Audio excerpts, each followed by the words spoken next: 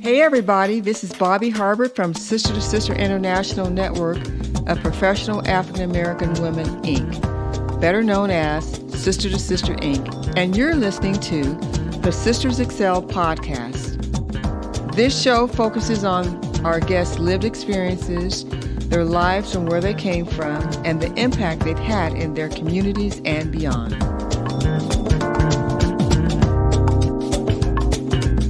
This podcast is for everyone, and especially Black women and girls from all walks of life, where we focus on standing together, building communities of sisterhood, and realizing endless potential. Our mission is to advance equity in all aspects of Black women and girls' lives through community, vital education, scholarship, social connectivity, emotional support, networking, and forums to showcase their creativity in a global environment. Our purpose is to extend authentic sisterhood throughout the world through nurturing communities wherein Black females are respected, recognized, encouraged, supported, and loved, enabling them to thrive. Hope Harbert was born and raised in Colorado. She holds a bachelor's in English education and music liberal arts from Bethany College and a Master's of Arts degree in literature from Colorado State University. From early on in life, Hope has had a love for the arts, which she fulfilled through many years of formal dance training, vocal performance in high school, and while attending Bethany College. She attributes her love of music to her late father, Dr. Michael O. Harbert Sr., who himself attended Langston University in Guthrie, Oklahoma, on a choral scholarship. As a child, Hope was surrounded by music within her home, attending choir practices with her dad and listening to rhythm and blues and gospel music throughout the week, especially on Sunday mornings as her parents readied herself and siblings for morning church worship. She has a voracious love for reading, but this did not come without its challenges. As a young child, Hope struggled with elementary grade level reading, but with her tenacity and hard work, she was recognized by her school as a star reader.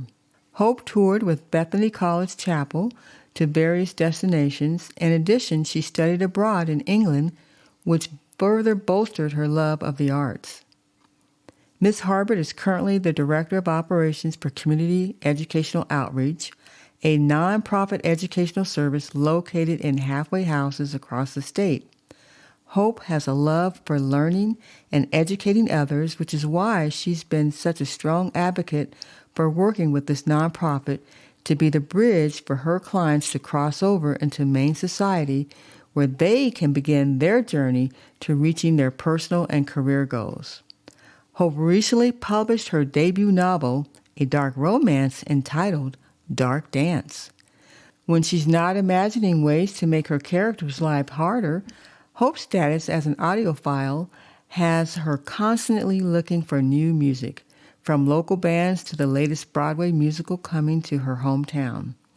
When all else fails, Hope loves to cook and plan her next adventure with her husband and fur baby, whether that's down the street, across the country, or on the other side of the pond. Let's dive into learning more. Today's podcast is titled Finding Your Joy Through the Arts. Ms. Hope Harbert, welcome to the podcast. I'm grateful to be here. Awesome.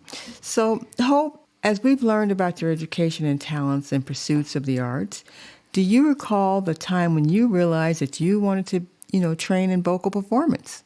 Yes. So from my bio, it said you kind of talked about how music has been a big part of my life, my entire life, starting with my dad.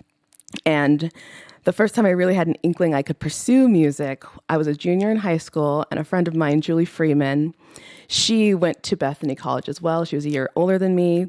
And when she came back, she was telling me about how amazing the music program was. And I thought, okay, maybe I could try this out. So right around my junior year of high school was probably the first time I decided I wanted to pursue music specifically. Okay. And so my next question for you is, from your bio, we know that you've spent many years training in dance performance as well.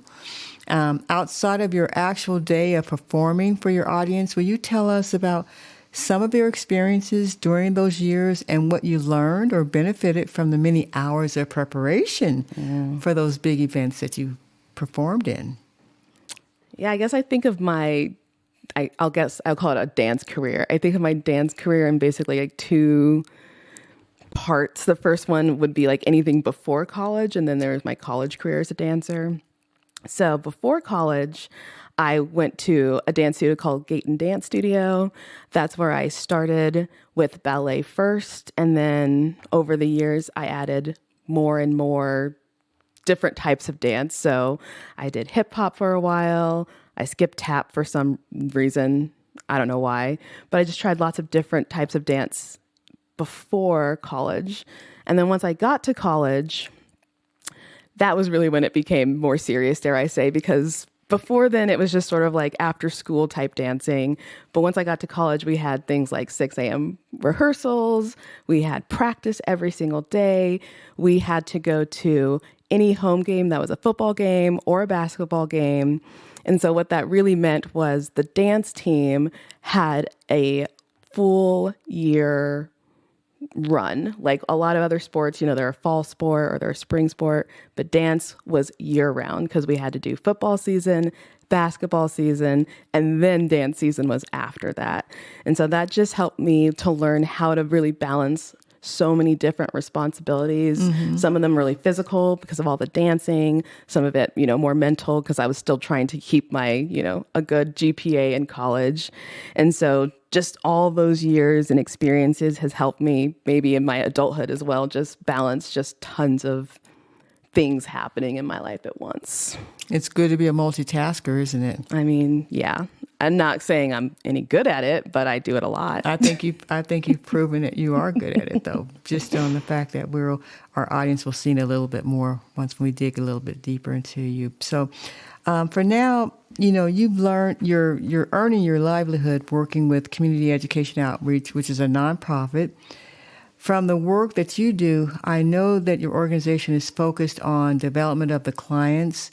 And one of our great writers, Toni Morrison, said, "If you have some power, then your job is to empower somebody else."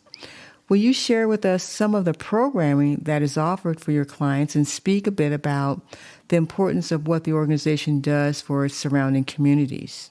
Yeah, so I've worked for CEO for about 5 years now. I started right when COVID was starting, strangely. I just graduated from CSU, looking for a job, and I just stepped right into this role. It felt really natural to me because it was a teaching job, although working with people who were ex-offenders, that was totally new to me. But over the years, we've really thought about how our programming can help these people. So beyond helping them get their GED, which is our primary goal with them, if they come in without a GED, we want to get them that. Our other goal with them is to get them full-time stable employment. So with those two things, those are considered stabilizing factors. When people have those in their lives, they're much more likely to be able to, feed themselves, feed their kids, buy houses, buy groceries. And so we really focus a lot of our attention on those two things. But beyond that, we also think of education in a really broad scope. So we've tried things like physical education. We've brought yoga to them. We've brought art programming to some of our sites, and they really love that because, they can let some of that energy off in a more productive fashion. We've brought other types of programming, but I think the really big thing that we're always trying to teach them is self-advocacy. They're in a space where they're already justice involved. They often don't want to be more involved in any system, but we have to tell them that unless they're willing to go in there, they're not going to get what they really, truly need. So we spend a ton of time teaching them self-advocacy.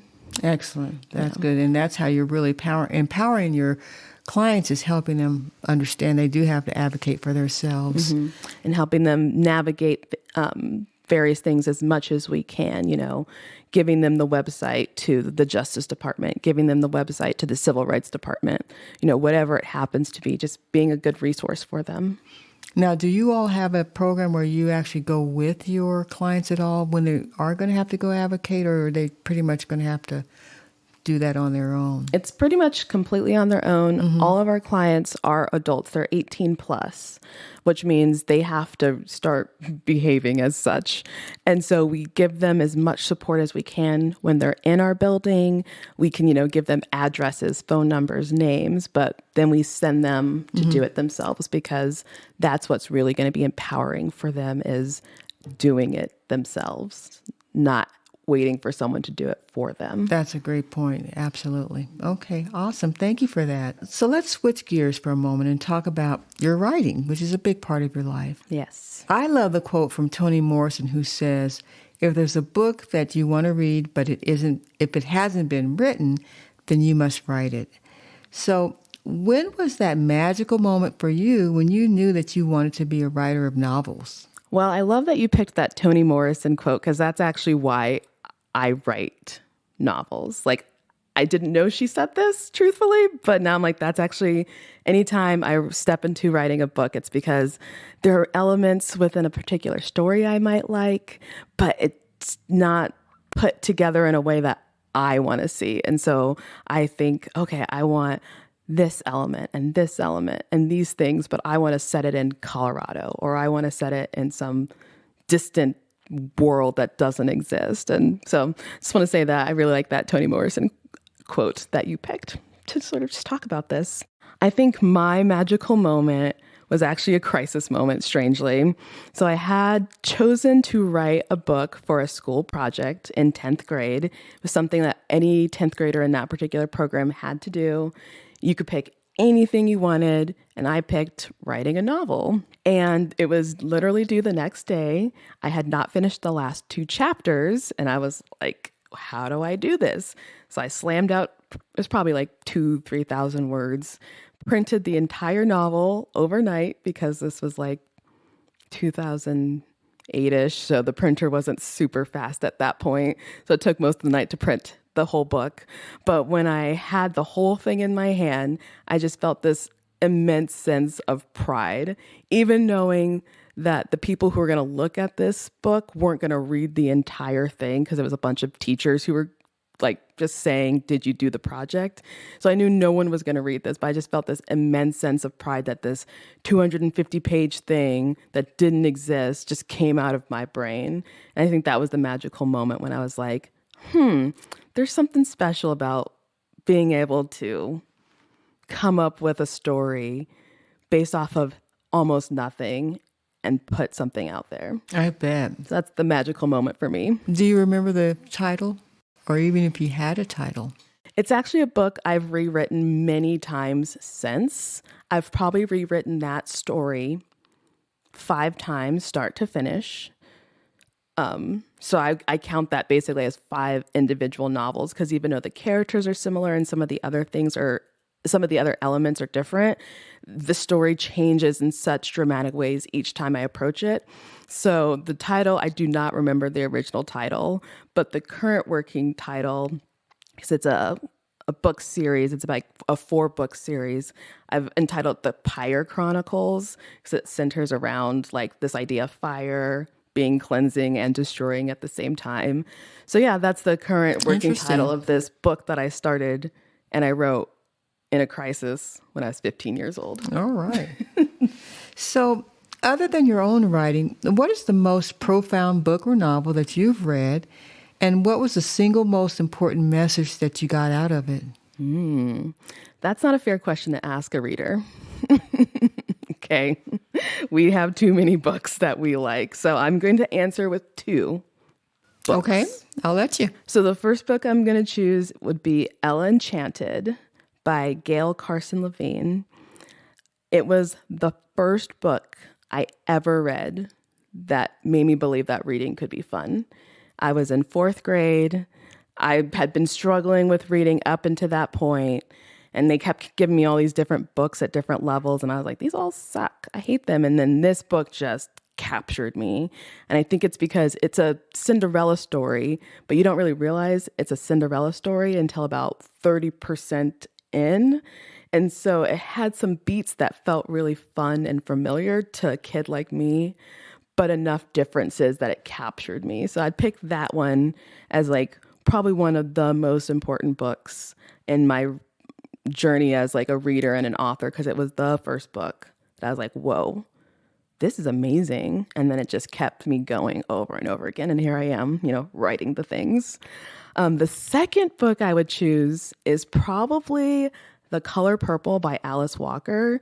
It's a more recent read. I read it for the first time last year, but I've seen like all versions of the movies multiple times. I've been to the musical like 5 times throughout my existence. So it's a story I'm already really familiar with, but I had never actually read the book. And when they say the book is better, they're not lying, because the book is just like, it just affirmed my whole existence. It was so beautifully written. And I had the pleasure of actually listening to the audiobook with Alice Walker reading her own novel. And that was just like, it took an amazing book to the next level. So those 2 books, one of like the very first book I've ever read and a more recent read, I think those are good bookends to my current reading journey. Okay. Now, and what was the most important message that you got out of that book? I picked The Color Purple. Mm-hmm. The single most important message I got out of that was probably don't give up. Like you don't know where the end is. Like if you don't know the story of The Color Purple, it's like it follows this woman. We follow her basically through her whole life, from when she was a child and essentially forced to get married, all the way up until she's like an old woman, has adult children. And like at any point she could have just said, enough, I give up, it's done. But it took her whole life for her to find her love, to find her justice. And so that's what that book has kind of taught me is today sucked. Today there was no justice. So there's nothing but injustice, but there's tomorrow. Mm-hmm. There's the next day. And if you stop now, you won't get a chance to see it tomorrow. I love that. And I actually agree with you on that. Never give up. We keep striving for that.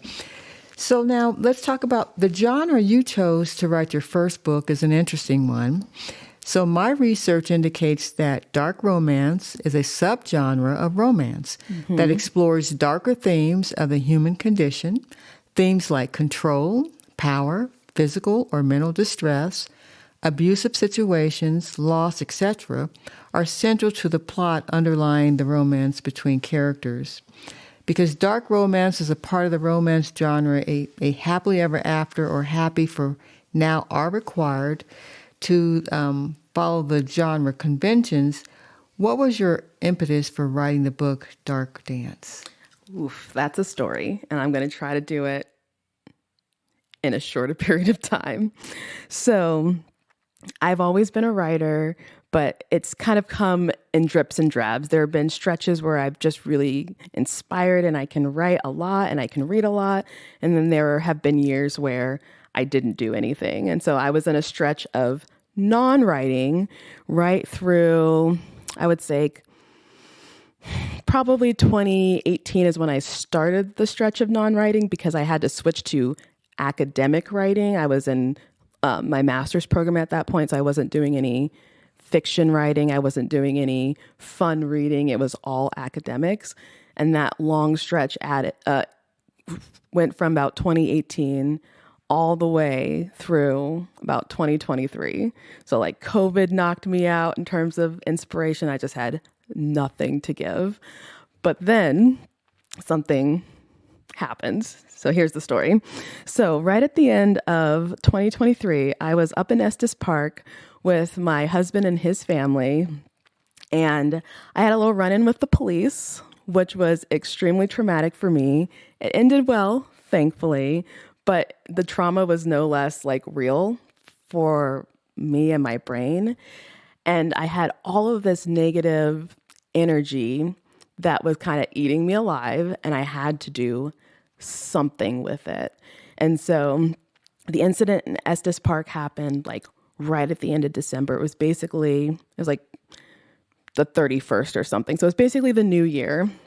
So come January, like 15th, 16th, so just a few weeks after this incident, I just, like I said, I had all this negative energy and I just needed to put it somewhere. And so just out of nowhere, these two elements came to me as like, okay, I have a hockey player and I have a ballet dancer. And they're in college and it's a dark romance. That is all I had at the beginning. And then I just started writing.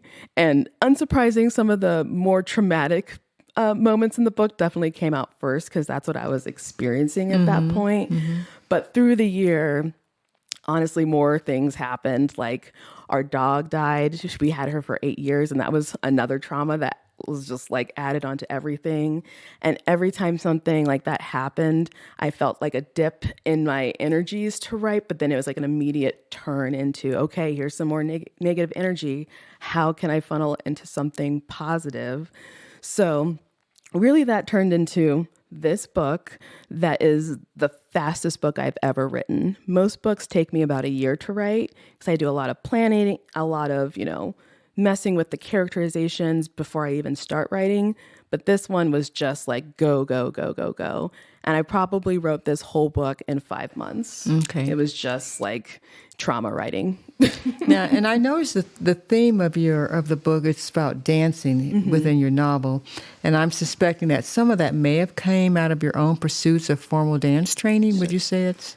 Yes, it did. It came out of my own formal dance training, but it also came out of my love of the written word itself, because dance has so many different meanings. It can be the physical thing, but it could be like a dance of, minds. It could be a dance of energies. So when I was thinking of dancing, I started thinking about like the different elements that cross between dance and writing, but also music, because that's my third love. And so that's kind of how I came up with this idea of a duet, because both music and dance have duets. I have these two characters that are really different, but I want them to have this sort of, dance into their lives together. And so, yeah, dance definitely took on the most literal meaning at the beginning, especially choosing a character who is a dancer. But then it really quickly turned into multiple layers of meaning that's really more on like the feelings of dance, the feelings of a duet. And also during this whole thing, the story turned from a single standalone story to 4 books. And so that's where the larger idea of a duet and a dance and how music and dance and words kind of communicate with each other, that's kind of how it all came together in this sort of 4-book series. I only have the first one out, but that's kind of the end goal. Okay, very good. So what would you suggest for anyone who would want to test the waters with writing, and any landmines for them to watch out for? Ooh. Well, if someone wants to test the waters for writing, I would tell them to stop testing and just go. That's the only way to just find out if it's something that you really like. Because some people sit down to write and they realize that they have all these ideas, but they don't really have the energies to put it into words. And they should recognize that in themselves and be happy with just like their imaginings maybe. But if someone has the energies to actually put some words on the paper, I would say just start. You can start with a full outline that takes you months to come up with. I've written books like that. You can also come up with almost nothing. I had characters. I didn't even start with names. I just had a hockey player and a ballet dancer. And then I was like, okay, well, these people need names and they need blanks. And it just sort of built itself organically. So that's maybe my advice is start writing and pursue what feels organic. Like if outlining feels more organic to you, do that. If just, well, I know the climax, but I don't know the beginning, don't worry about the beginning. Write the climax. Write the ending. Just write the parts of the book or the story that are speaking to you now, and the rest will come, probably. Okay. And what about landmines for them to watch out for? Oh, gosh. We could spend 10 years talking about landmines. I would ask them like where they are in the process. If they're at the beginning of the process, I think the biggest landmine might be wondering if you're like being different enough. Because there's no story that hasn't been told under the sun. Every story has been told. So you're not going to tell anything new. What your job as a writer is to do is to take all the elements of stories that exist and mix them in a new way. And so like I could name probably 10 sports hockey romances off the top of my head, but none of them take place in Colorado, for example. So just finding the parts of the story that mean something to you, that give you breath, is probably one way to avoid landmines, is just to kind of pursue what brings you joy. But along the way, there's tons of landmines. Like if you want to go down the publishing route, then you have to decide if you're going to go indie or traditional, and that's filled with landmines. I've tried the trad way, trying to be traditionally published, and that did not turn out well for me, truthfully. Some of it was a good experience. Some of it was not a good experience. But yeah, I would say maybe the best advice I could give someone is that there are endless landmines. And so just to be aware and to try to find them before they hit you, and to listen to the people around you who've like are ahead of you in the process, because they can say, don't go to this person, go to this person. Right. Yeah. Kind of a community. It really is a community. Oh, maybe that's something that's a piece of advice. It's not a landmine, but it's a piece of advice is if you are totally divorced from like the online writing community, that's a place that you can start, because you will just meet a lot of people. You'll get lots of book recommendations. It's a great community to be within. And they are generally very honest. They're like, here was my experience. It might not be yours, but I didn't have the best experience. So yeah, get into that writer community. Okay. It's awesome. All right. So now that your debut novel is out, what's on the horizon for you next? So next is the second book of this duet that follows. So my main characters in Dark Dance, their names are Dove and RJ. And like I said, it's a duet. So I've just finished the first one. I'm about halfway through the second one in their story. So I'm hoping that that will be done in a few months so that I can get that published before the end of this year. And then the next two books in the series actually follow the sister character. Her name is Raven, and it's going to follow her love interest. So that's the next one. And while this duet really speaks to my love of dance, the second duet's going to speak to my love of music. Awesome. So it's going to be really focused on a musical element between those characters. Okay. Yeah. I'm looking forward for you getting that out for the audience. All right. So tell us, how can people follow you and where can they purchase your book? That's a great question. So if you want to purchase my book, you can go on Amazon, or if you have a Kindle, you can read it for free on KU, and I still do get paid. So people have asked me that, like, if I get it on KU, do you still get paid? I do. I get paid per page. So I do have some author copies, but you have to come to me to get that. I'm not mailing them out yet, but I will sign it for you. I'll give you a little stamp. Okay. And then if you want to follow me, I do primarily all of my book-related stuff on Instagram. My handle is Hope It's a Good Book. So you can follow me there. Nice. And on there, I do all of my book reviews for everything I'm reading, as well as all of my promo for my current novel. So it's a hodgepodge of everything on there. So yeah, you can follow me on Instagram. I have a Facebook page, but like I don't keep it updated. I won't lie. So just come follow me on Instagram and you'll get everything. Okay. But good to know. Hope Harbert, thank you for joining us on our Excel Sister Sister podcast. You're welcome. It was a pleasure being here. We hope you've enjoyed this episode. Stay tuned for our next podcast where we will have something new for you. I can hardly wait.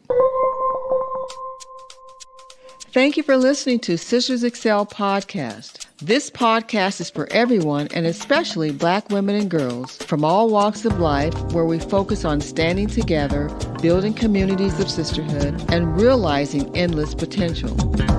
Our mission is to advance equity in all aspects of Black women and girls' lives through community, vital education, scholarship, social connectivity, emotional support, networking, and forums to showcase their creativity in a global environment.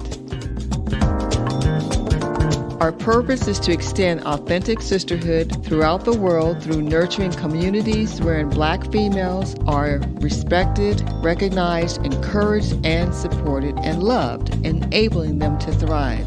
Thank you for sitting down with us, and remember to live your life to inspire and to be inspired.